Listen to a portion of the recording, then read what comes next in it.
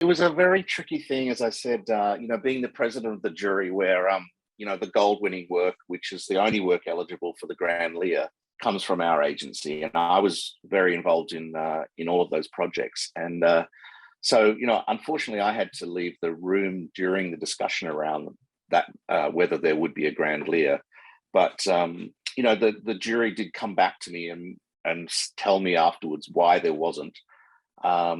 And their feeling was that maybe the two pieces, which was the bread exam and unfinished votes, weren't pieces that would go down in the history books that we would remember in 10 years from now. Of course, I completely disagree with that because I think they're amazing. But, I'm only one voice on the jury. You've sort of got to respect the professional opinions of the other jurors. But I think in terms of gold winners, for me, the unfinished votes did something that's never been done before. It brought back to life a boy that was killed in the Parkland shootings. And the big challenge for that one was he wasn't a famous person. It wasn't like we had 1,000 pieces of film to recreate him from. We had to find a way to recreate him from half a dozen different photographs. And like 2 pieces of video. So it was, that was really interesting. But probably the most gratifying thing about that is that it really did have an impact in the election in last November. For the first time, there were more gun sense candidates elected to Parliament than ever before.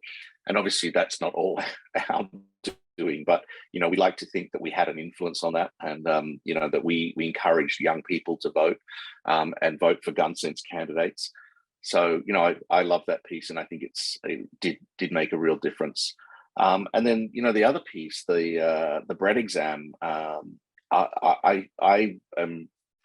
think it's a wonderful example of a culturally relevant and sensitive idea that solves a huge health issue for a great percentage of the female population in the world.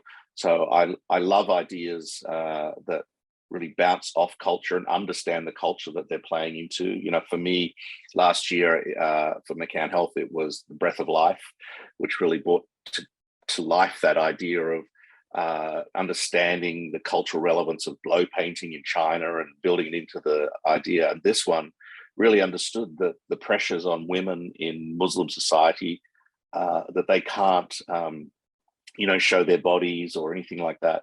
So I think this, that was a really smart way of solving a difficult challenge in a country that needs it as much as anyone. So, I in the end, I think we all loved those gold pieces, but it's a shame we didn't have a Grand LIA this year.